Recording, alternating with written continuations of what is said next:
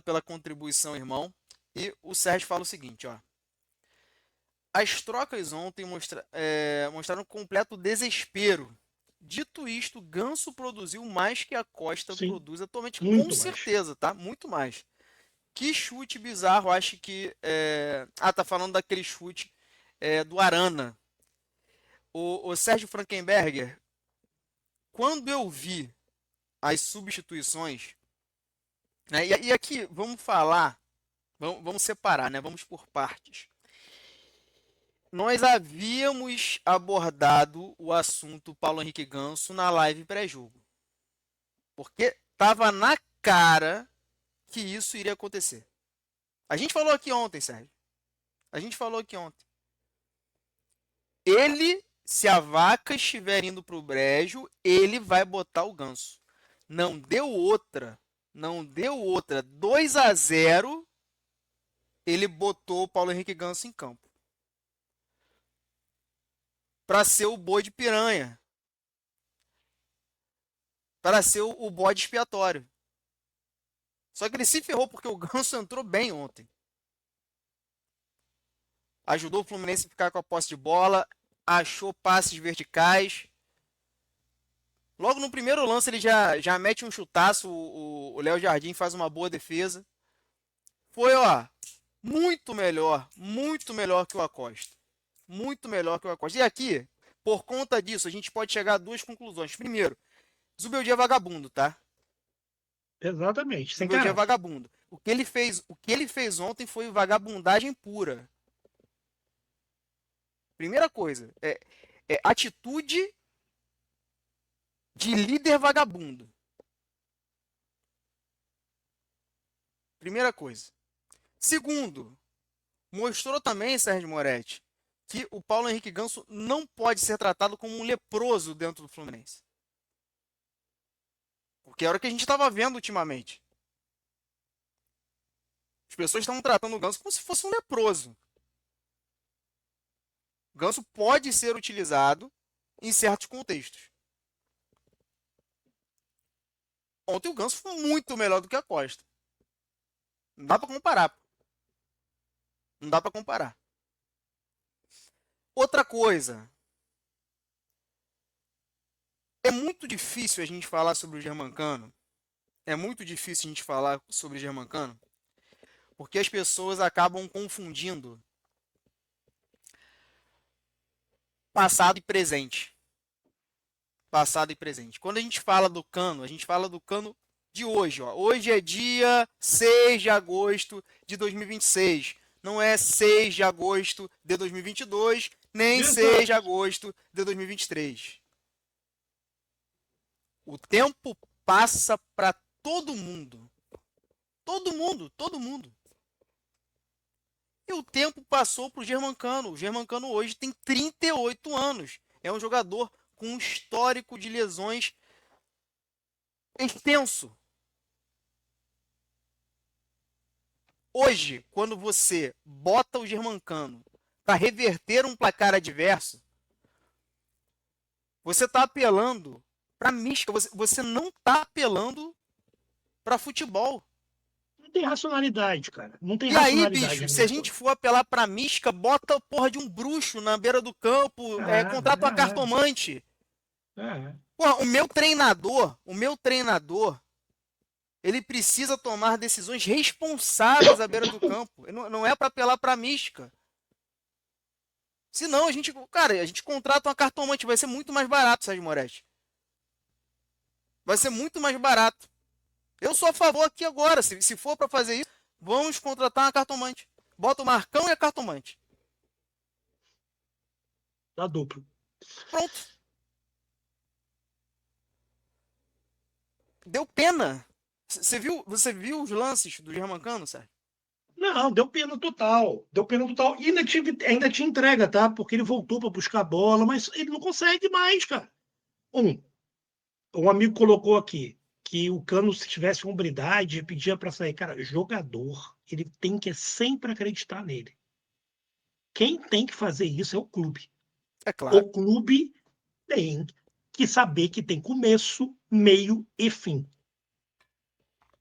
O Cano tem todo o direito de acreditar nele contra todas as estatísticas do mundo, contra todas as evidências do mundo. É a vida dele, cara. É a vida dele. Se ele fizer isso, eu vou bater palma. Só que eu não dou a ele essa atribuição. Essa atribuição é do senhor Mário Bittencourt. Nem vou falar com o Matheus, porque isso é boneco. É do senhor Mário Bittencourt. Sobre o Ganso, você tem que ter convicções. Se você não quer trabalhar com o Ganso, não é colocando ele num jogo que você nunca coloca e vai colocar ele ali no final do jogo para se queimar. Você tem que ter convicções. E aí, cara, não vou entrar nesse debate, o Ganso polariza e não vale a pena a gente polarizar nesse exato momento, que nós temos um problema muito maior do que a popularização de quem gosta e quem não gosta do Ganso.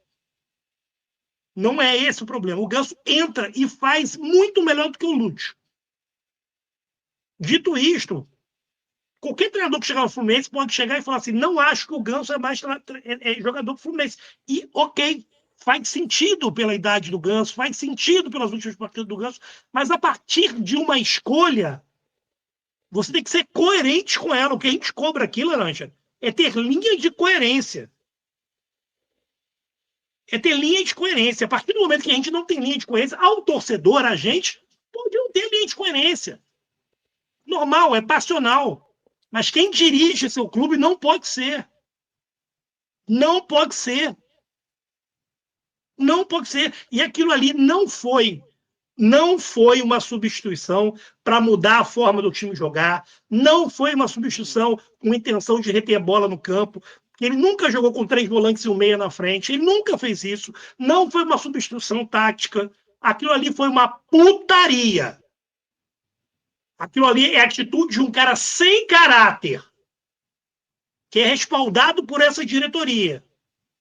Um cara que é sem caráter com a divisão de base do Fluminense e está fazendo um mal enorme nesse um ano de pouco uso da divisão de base do Fluminense. Pode ter acabado com carreiras de jogadores sem rotação, Laranja. Acaba. Ele está na idade de performar, acaba. E referendado por essa direção. Que está lá vendo dia a dia a merda sendo feita, está assinando embaixo da merda sendo feita. E retroalimentando ela.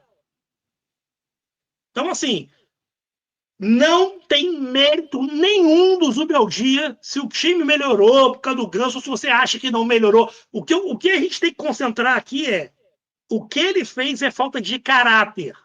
Eu não quero ter um treinador no Fluminense que não tenha convicções ou, para mostrar que está certo, bota o cara para se fuder, ou para dividir a culpa com ele e não ficar sozinho, usa o cara para se fuder.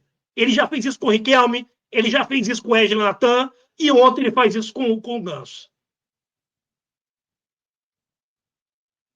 Sobre o Cano, não é respeito colocar o Cano em todos os momentos. Não é. Não é. Respeito ao Cano é você homenagear tudo que ele tem na história do Fluminense. E respeito ao Cano é você falar pro Cano, amigo, não dá mais. Você tem um contrato, mas não dá mais. Não dá. Isso tem que vir do técnico. Tem que vir da direção. O Cano tem que ter vontade de jogar, irmão. O Cano tem que ter vontade sempre. E vontade não falta ao Cano, Laranja. Não, teve uma bola que o time do Fluminense estava todo atrás. E o Cano estava buscando, brigando a bola quase na meia-lua da nossa área. Errando ainda, perdeu. Tentou a bola, perdeu. Ele se doa pra caralho. Mas é um ex-jogador. É claro que é um ex-jogador. É um ídolo da história do Fluminense, com 2 anos fantásticos. E cada minuto que ele entra agora, por causa que o senhor Mário Bittencourt, do boneco dele, Matheus Montenegro, e do cachorrinho Zubeldia, a gente desrespeita a história do Cano. Cada minuto que você bota o Cano nem vai ter esse sentimento, não vai saber isso, porque ele tem que querer. Mas a gente que gosta da história do Cano, a gente é desrespeitado e a gente vê ter uma página negativa numa história que não precisava ter essa página negativa. Quem está escrevendo essa página não é o Germancano. Os caras que estão escrevendo são esses caras aí. E essa substituição, ela traduz tudo. Ela traduz falta de convicção. Ela traz pra gente idade média gigantesca de achar que a solução, porque você não consegue contratar o seu rival da Lagoa contrata, então todo velho disponível no mercado que teve um nome um dia, você quer. Pelo amor de Deus, isso não é futebol, não existe futebol assim.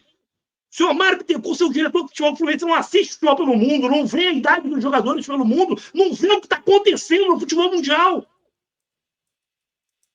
Não tem réplica no futebol mundial que o Fluminense faz. Não tem case positivo no futebol mundial sobre o que o Fluminense faz, Laranja.